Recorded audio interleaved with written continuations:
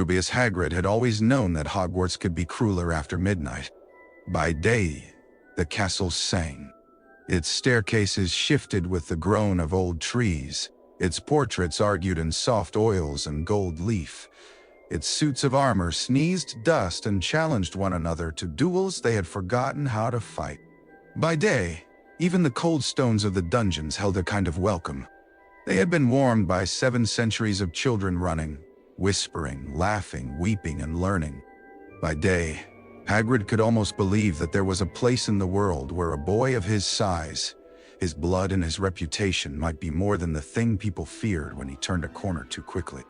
But after midnight, the castle listened. It listened to every footfall, every breath, every small forbidden hope. It listened as Hagrid moved through the second-floor corridor with a wooden box clutched to his chest, trying to make himself smaller, though he had not been small since he was 11. The box shuddered once, not violently, only with the nervous tremor of the creature inside, and Hagrid bent his huge head over it. "Easy," he whispered. "Easy, Aragog. I'm getting you somewhere safe." The creature within clicked its mandibles softly, trusting him because Hagrid had never given any living thing reason not to. That had been his first mistake, though he did not know it yet. He trusted creatures. He trusted frightened things with too many eyes, things with claws, things that looked monstrous because no one had bothered to look long enough to see anything else. He trusted them the way he wished the world would trust him. Then came the scream. It tore through the corridor so sharply that the flames in the wall brackets flattened blue. Hagrid froze. Behind him, far down the passage, a door banged open. Footsteps came running. More voices followed, overlapping, rising. Someone was sobbing. Someone else shouted for a professor. The wooden box trembled harder beneath his arms. Hagrid turned. The door to the girls' bathroom hung open. Steam drifted out across the corridor floor like the breath of some buried beast. In that mist lay a shape in school robes, small and still, her glasses crooked beside one hand. For one moment, the castle did not listen. It held its breath. Hagrid forgot the box. He forgot the rules. He forgot the years of warnings about being careful, about not looming, not startling, not giving anyone another reason. He ran to the doorway and dropped to his knees so hard the flagstones cracked beneath him. "Myrtle," he said, though he barely knew her except as a Ravenclaw girl who walked alone and cried often and ducked her head when the Slytherins laughed. "Myrtle, can you hear me?" There was no answer. Then Tom Riddle stepped out of the shadows at the far end of the corridor. He looked immaculate, as Tom always looked immaculate, even at an hour when no student should have been awake. His black hair was combed. His prefect badge shone like a small, cold moon. And in his hand he held his wand with the calm of someone who had expected to use it. "Hagrid," he said. The way he said the name turned it into evidence. Hagrid looked up, heart hammering. "Tom, get a professor. Something's happened. I just found her." "Nani? Mija." Tom's eyes flicked to the wooden box lying half open in the corridor behind Hagrid. Something inside scraped against the wood. "And what have you got there?" The first students arrived before Hagrid could answer. A pair of Hufflepuff girls screamed when they saw Myrtle. A Slytherin boy pointed at the box. Someone shouted, "Monster!" and that single word multiplied became a flock of black birds beating against the ceiling. "Monster, died. Monster. Monster." Hagrid stood too quickly. The girls stumbled back from him. He held up both hands, huge and empty. "It went him," he said. "It were an Aragog. He never hurt no one, I swear it." Tom moved with careful sorrow, as though the burden of truth pained him. "I followed him," he said to the gathering crowd. "I suspected something for weeks. He was keeping a creature in the castle. A dangerous one. I'm sorry, Hagrid, but this has gone too far." "No," Hagrid breathed. "No? You don't understand." Professor Dippet arrived in a dressing gown beneath his cloak, his face drained of color. Behind him came Albus Dumbledore, not yet headmaster, his auburn hair tied back, his eyes bright behind half-moon spectacles. Hagrid saw the exact moment Dippet noticed Myrtle, then the box, then Hagrid. The old man aged 10 years in a breath. "What?" Dippet whispered. "Has happened here?" Tom bowed his head. "I believe Hagrid's creature killed her, headmaster." Hagrid felt the floor tilt beneath him. He had been accused before, casually, cruelly, with laughter behind it. He had been blamed for broken benches he had not sat upon, missing food he had not eaten, doors wrenched from hinges by peeves or faulty charms. But this accusation was too large to understand. It filled the corridor. It swallowed the air. Dumbledore did not look at Tom. He looked at Hagrid. "Rubeus," he said quietly, "tell me exactly what happened." No professor had ever asked him that first. Hagrid's mouth opened. At first nothing came. He had learned long ago that panic made him sound guilty. His voice, deep as thunder even when he was gentle, frightened people when it shook. He looked at Dippet, whose eyes were already sliding toward the box. He looked at Tom, whose calm face seemed carved out of winter. Then he looked at Dumbledore, and in the professor's expression found not certainty, but space. "I was taking Aragog out," Hagrid said. "I knew someone found where I kept him. He's an acromantula, sir, but only little. And I raised him from an egg. He don't kill people. He's scared of the castle. He don't even like the light. I heard a scream and I came running. She was already there." Tom's lips barely moved. "Convenient." Dumbledore turned his head at last. "Did you see the creature attack her?" "No," Tom said. "But I saw Hagrid fleeing with it." "I wasn't fleeing," Hagrid said. "I was saving him." A murmur ran through the students. "Saving it, after Myrtle lay dead." Hagrid heard the words before they were spoken, because he had heard them in different shapes his whole life. Half-breed. Brute. Dot. Too fond of monsters. Dangerous. Dippet lifted a trembling hand. "Seize the creature." Hagrid moved without thinking. He stepped between the box and the headmaster, and half the corridor flinched. Wands rose. His own wand was in his pocket, snapped at the tip from a lesson accident that afternoon, but still warm, still his. He did not reach for it. He only stood there, breathing like a bellows, tears burning behind his eyes. "Please," he said, "don't hurt him. Please." Tom's expression remained grave, but there was a small triumph in his eyes, so small that perhaps only Dumbledore saw it. "Rubeus," Dumbledore said, "step aside." Hagrid's shoulders sagged. He obeyed. Dumbledore approached the box. The thing within clicked, retreating into the deepest corner. Several students cried out when long black legs appeared in the gap. Dippet whispered a warding charm. Tom watched, but Dumbledore did not strike.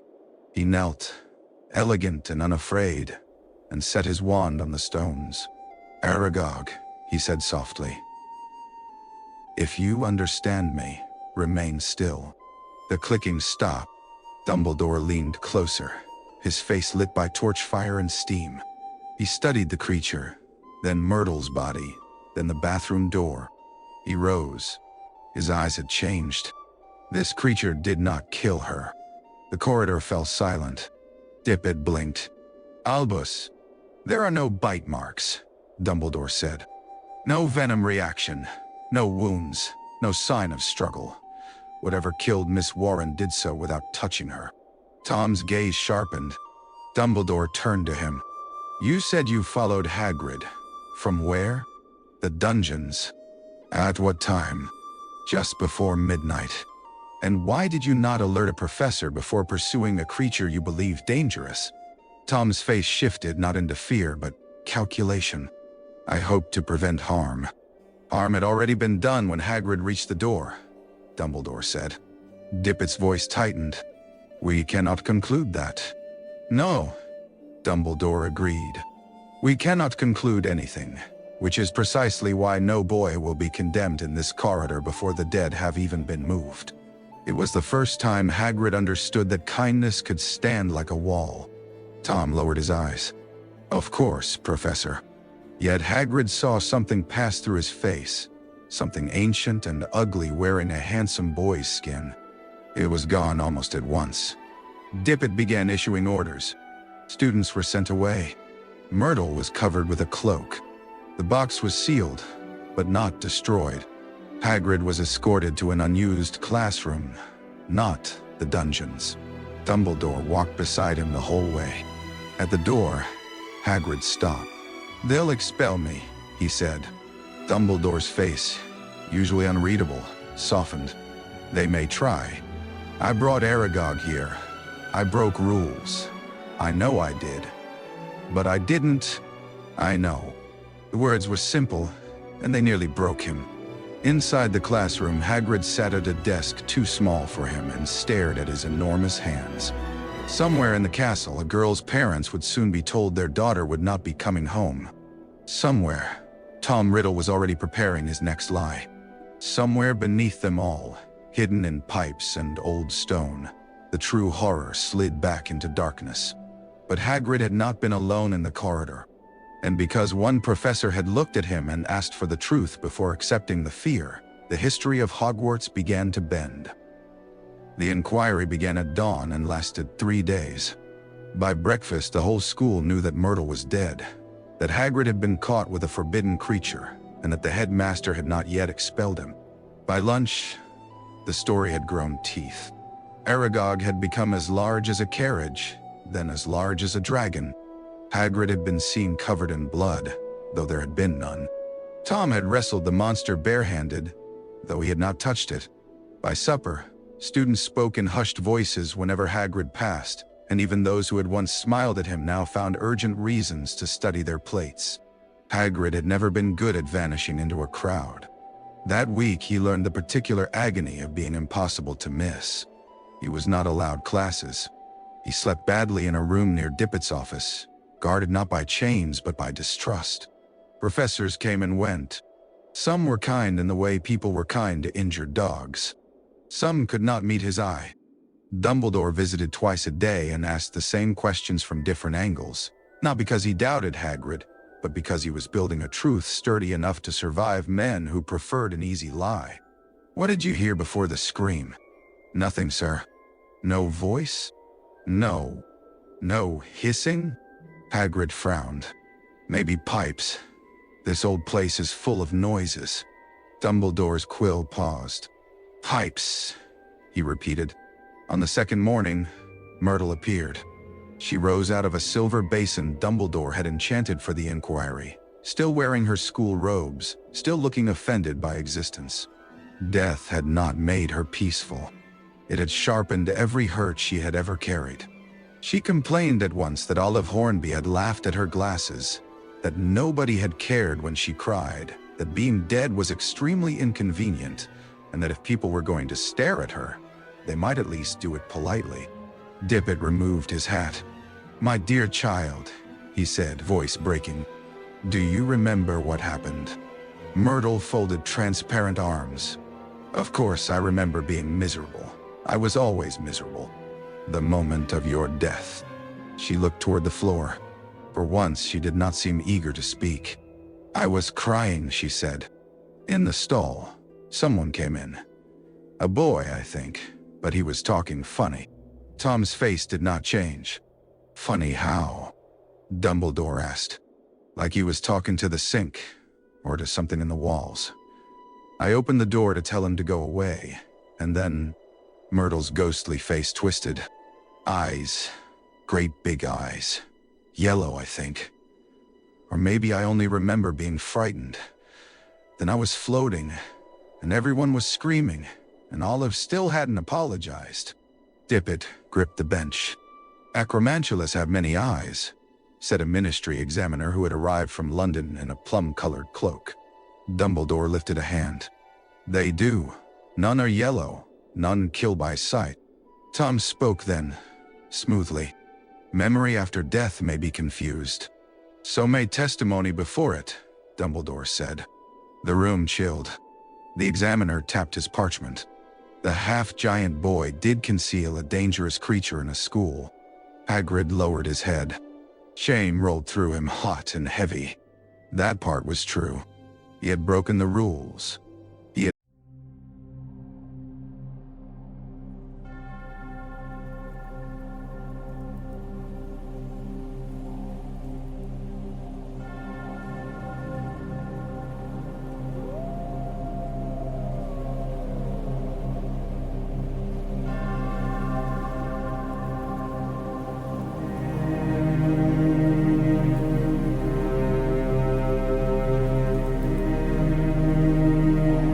kept Aragog under the bed, fed him scraps, spoken to him at night when loneliness got too loud.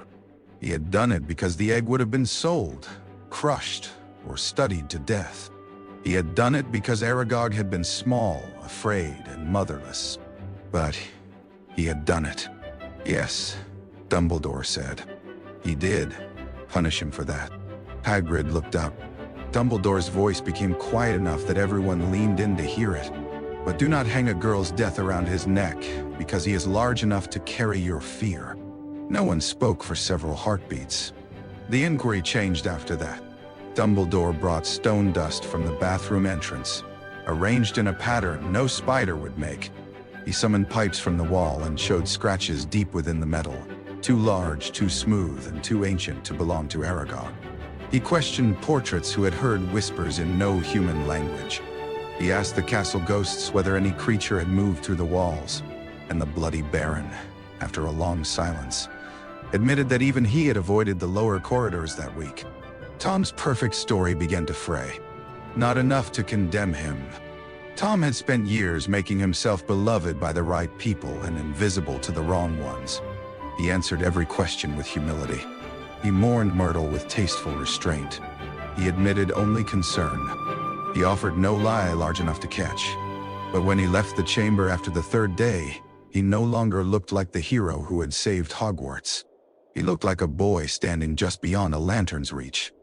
Dippet delivered the decision with the exhaustion of a man who had wanted certainty and received only responsibility. Hagrid, he said, using the surname because it was easier than affection. You have violated school rules of the highest seriousness by bringing an acromantula into Hogwarts Castle. That cannot be ignored. No, sir, Hagrid murmured. Your wand privileges will be restricted for the remainder of the term. You will serve detention under Professor Dumbledore and Professor Kettleburn. The creature will be removed from the castle. Hagrid swallowed hard. Removed where? Dumbledore answered before anyone else could. To the Forbidden Forest under binding conditions. I will oversee it. Nay, Dindy, as a bun and a ball. Dippet's mouth tightened, but he nodded. You will not be expelled, he said. Nor will your wand be snapped. But understand me, boy.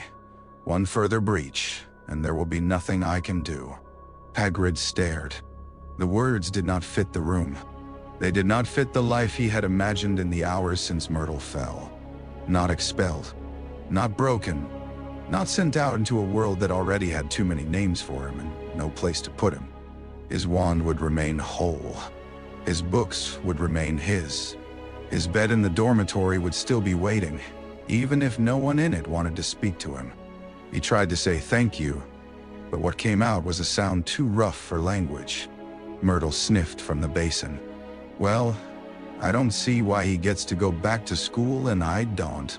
Hagrid bent his head. I'm sorry, he said. She blinked, startled. In life, apologies had not found her often. You didn't kill me, she said grudgingly. No, but I'm sorry no one came sooner. For a moment her face softened, and Hagrid saw the girl beneath the ghost.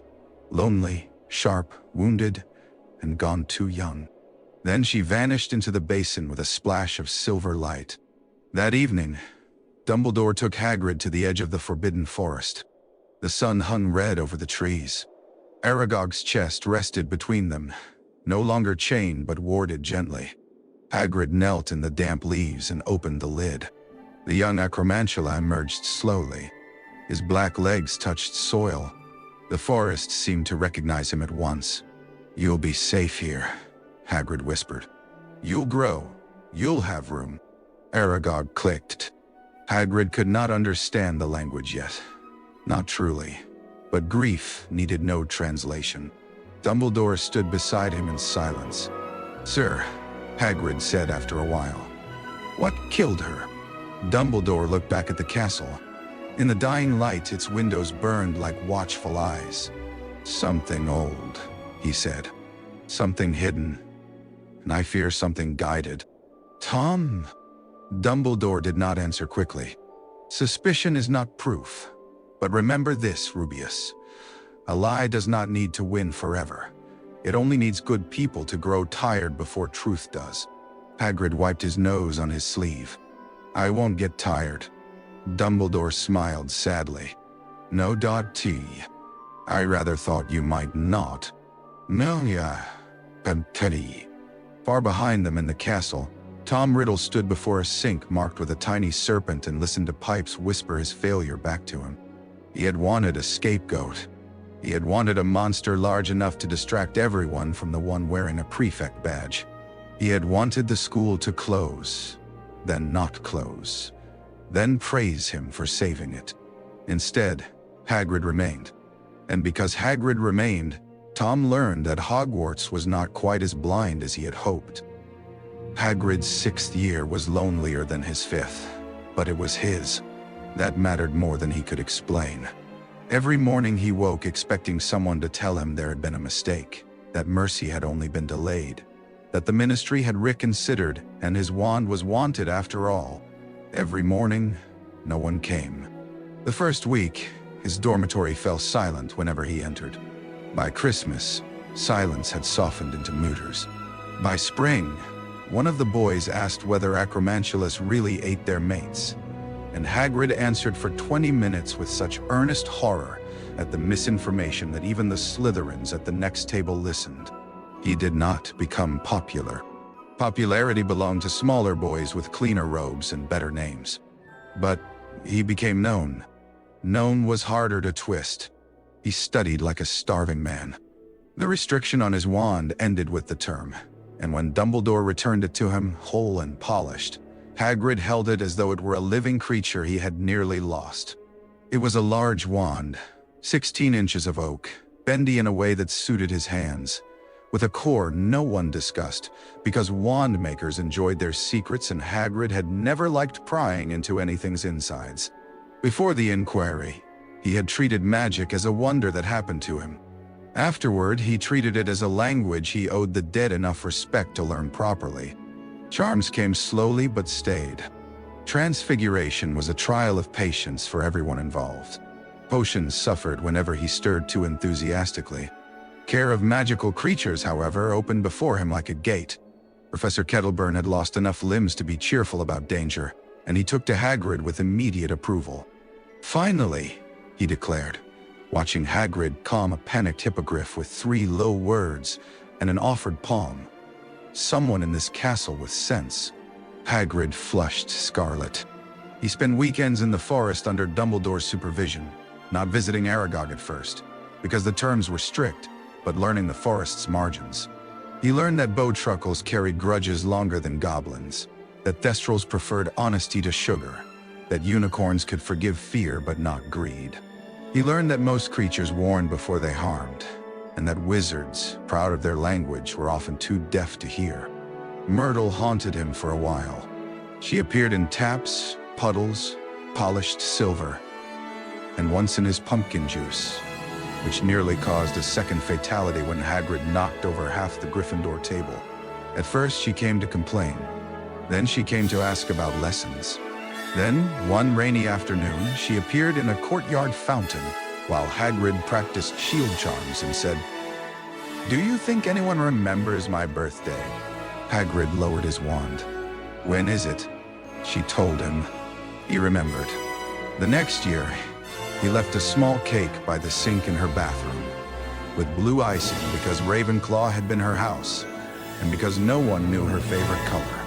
Myrtle cried so loudly that 3 professors came running, but she did not haunt his pumpkin juice again.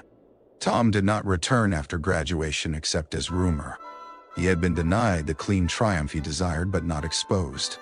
That was perhaps the cruelest lesson Hagrid learned. truth did not always defeat lies in one grand blaze. Sometimes it merely denied them a throne. Tom left Hogwarts with prizes, recommendations, and a shadow attached to his name that only a few could see. Dippet still spoke of him with regret. Several professors insisted he had been a fine boy placed under unfair suspicion. Dumbledore said little, and little from him could weigh more than speeches from others. Hagrid completed his 7th year with marks that surprised everyone except Kettleburn and Dumbledore. At the leaving feast, when his name was called for special commendation in magical creature handling, the applause began thinly, then grew. Not thunderous, not adoring, but real. He stood too quickly, struck his knee on the table, knocked over a gravy boat, apologized to the gravy boat, and walked to the front with his ears burning. Dumbledore shook his hand. "You have earned more than a certificate," he said softly. Hagrid looked down at the parchment.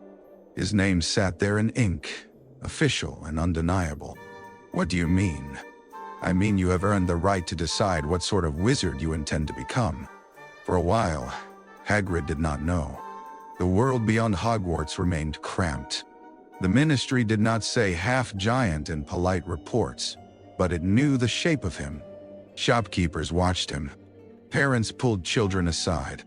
Landlords discovered sudden repairs whenever he asked after rooms.